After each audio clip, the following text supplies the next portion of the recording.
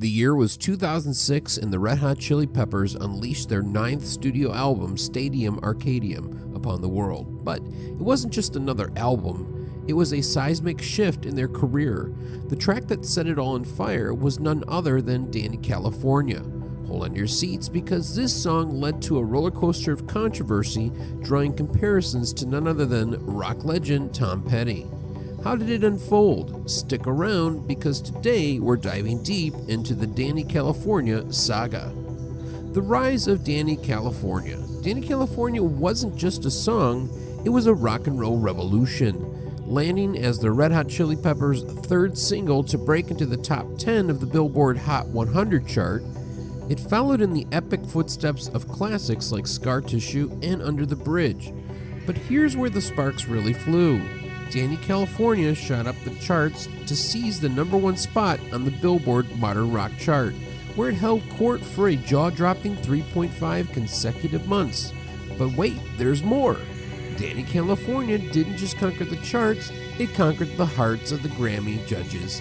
This powerhouse of a song grabbed not one, but 2 Grammy Awards, bagging the titles of Best Rock Song and Best Performance by a Duo or Group with a Vocal. What do you think made Dani California such a game changer for the Peppers? Do you think there were better songs that they had besides the one worthy of a Grammy? Let us know in the comments. This is the tale of Dani's California Dream. Now, let's peel back the layers of Dani California to uncover the story within the song. This song is more than just lyrics and chords. It's a gripping tale. It narrates the life of Dani, a young woman from the southern side of California. Her story involves hardship, motherhood, a fast-paced and risky existence, and ultimately her tragic death. But here's the twist. Dani wasn't just a single person. She was a mosaic, a composite of all the women in frontman Anthony Kiedis' life. Her name might not have been explicitly mentioned until Dani California, but she made her first appearance back in 1999 in the iconic track Californication. The lyrics went, "Teenage bride with the baby inside, getting high on information." A sly reference to her also popped up in the band's 2002 single, By the Way, as Dani the Girl. Kiedis himself revealed, "When this funky groove came up, it struck me as a perfect place to tell a story. It sort of revealed itself to me that it's been the same character, just kind of developing. At first, I didn't realize that I was writing about the same girl. It's a testament to the complexity and depth of storytelling in rock and roll." And now, on to the plagiarism, accusation, and the turn this song made.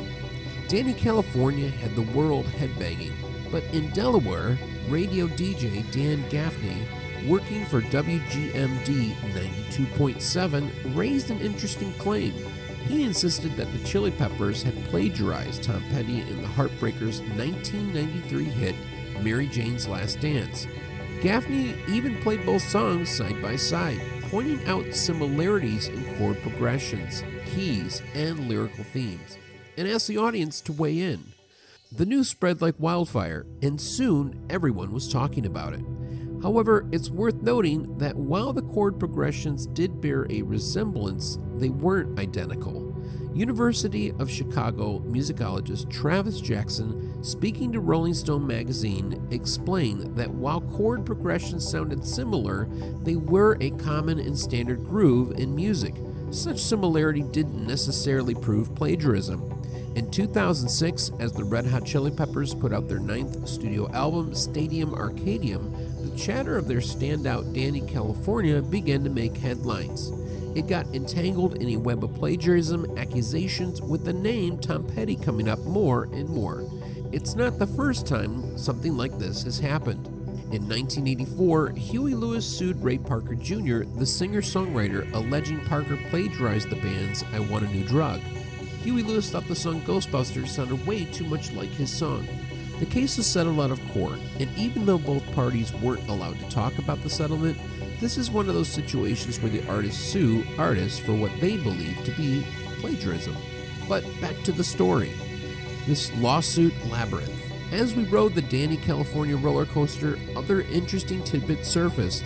Now, here's where the story takes an intriguing turn. Some eagle-eared music buffs pointed out that Tom Petty's Mary Jane's Last Dance bore an uncanny resemblance to the Jayhawks' Waiting for the Sun, a track from 1992. The plot thickened when we realized that the Jayhawks had been opening act for Tom Petty in 1982, and their keyboardist had even played on both Waiting for the Sun and Mary Jane's Last Dance.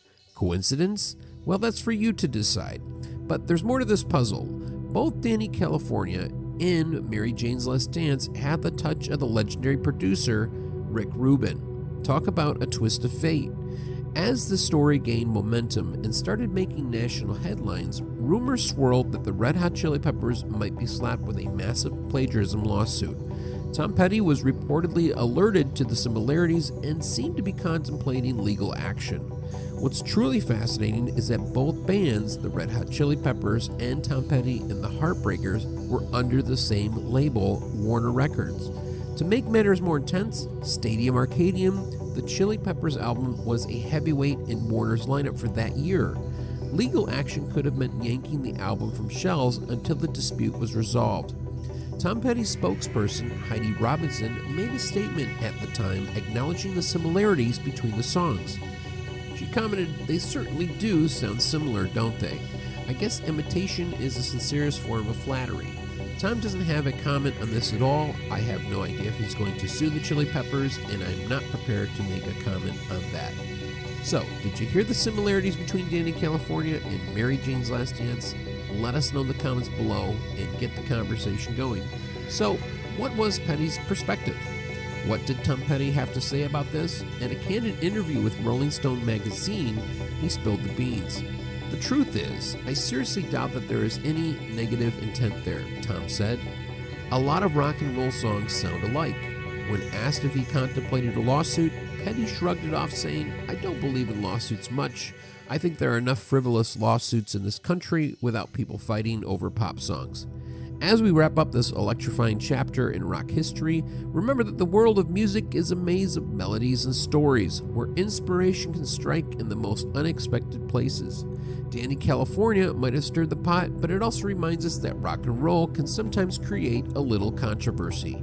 Be sure to check out our channel for more interesting stories about Johnny Cash, Maisie Starr, and more.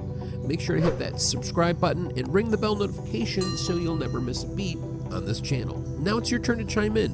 Do you hear the similarities between these songs, or is it just part of a musical tapestry? Share your thoughts and rockin' ideas in the comments section below. Until our next journey into rock and roll history, keep the music loud, the stories alive, and remember that every note has a tale. Thanks for tuning in, take care, and keep on rockin'.